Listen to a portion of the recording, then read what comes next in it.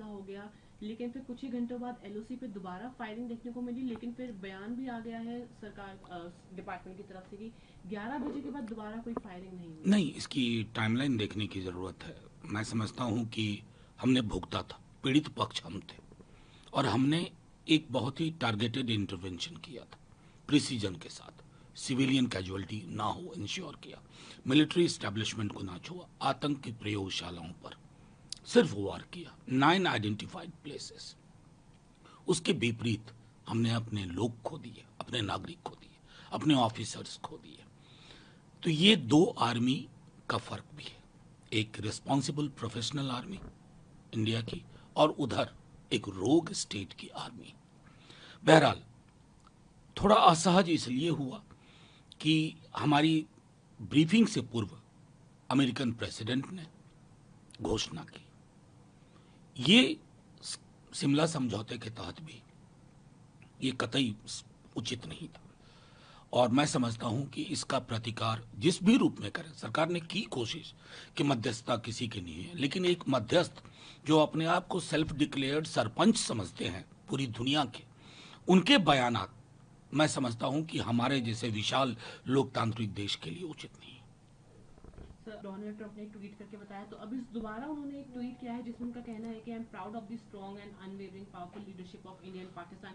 वो ये भी कह रहे हैं कि वो इंडिया और पाकिस्तान दोनों से अपना ट्रेड भी बढ़ाएंगे, बिजनेस बढ़ाएंगे। एक जो सबसे महत्वपूर्ण चीज कह रहे हैं, आप उसको जोड़ लीजिए। उन्होंने कहा कि मैं दोनों को बिठा करके 1000 साल पुराना कश्मीर का जो मुद्दा हमारे दोनों के बीच में है, आप होते कौन हो भाई? Who gave you a mandate? आपको तो ये मैंडेट नहीं है। पहली बात तो थोड़ा सामान्य ज्ञान दुरुस्त करिए। वो देश ही पैदा हुआ 78 वर्ष पूर्व, और आप 1000 साल के मेटाफर का यूज कर रहे हैं। ये हमें जियोपॉलिटिकल फुटबॉल समझने की भूल ना करें। और मैं समझता हूं कि हमारी सरकार की ओर से सख्त प्रतिकार इसका होना चाहिए। सवाल किसी पार्टी का नहीं है, सवाल इस देश के मिजाज का है।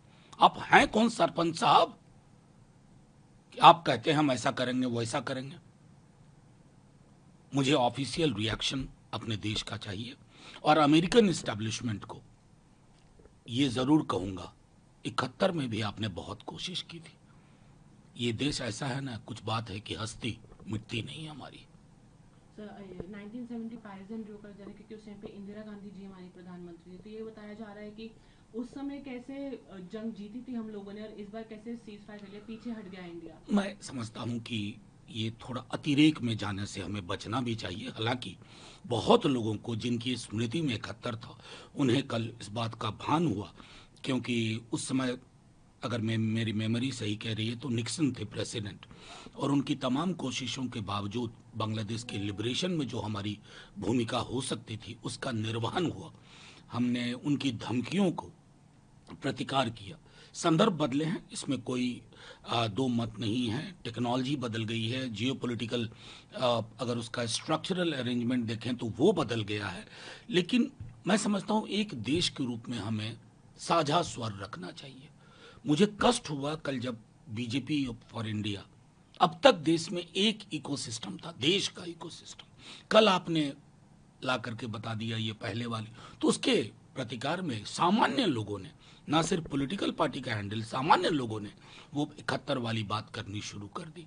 लेकिन अभी भी हम मुश्किल हालात में हैं। एक व्यक्ति, जो मैं दोहरा रहा हूं, दुनिया का चौधरी बनने की कोशिश कर रहे हैं, इतिहास को मिसरीड कर रहे हैं, बिना किसने मैंडेट दिया वो अपने वो पोजीशन ले रहे हैं, और इसका प्रतिकार साझा रूप से पक्ष विपक्ष दोनों को करना होगा। अभी भी बताया जा रहा है कि अगर कुछ एक्ट ऑफ टेरर करता है तो उसको पूरा एक्ट ऑफ वॉर माना जाएगा। वो बात कल आधिकारिक दोपहर में हुई थी। वो हमारा स्टेटेड पोजीशन है, हमने लोग गवाए। लेकिन अभी मेरे लिए सबसे बड़ी चिंता का विषय है, मेरे लिए नहीं देश के लिए, कि अमेरिकन प्रेसिडेंट के जो बयान आ रहे हैं वो अनसेटल करते हैं। वो हमारी जो अभी तक ऐतिहासिक रूप से हमारा जो पोजीशन है उसको डिसमेंटल करने की कोशिश कर रहा है। ये उचित नहीं है। काफी लीडर्स पार्लियामेंट का स्पेशली डिमांड भी कर रहे हैं, बात कर रहे हैं। नहीं, हमारे लीडर ने भी, तेजस्वी जी ने भी कल ये इस बात को रखा है, मैंने स्वयं भी रखा है कि एक पार्लियामेंट का सेशन बेहद आवश्यक है। पूरे घटनाक्रम पर नजर, ताकि देखिए देश का एक स्वर जाए, वो जाना जरूरी है। दुनिया को भी ये समझना जरूरी है, दुनिया को समझाने के लिए। और थोड़ी डिप्लोमेसी की हमारी फाइन ट्यूनिंग, ये ट्रायल बैलून के शेप में ना रहे।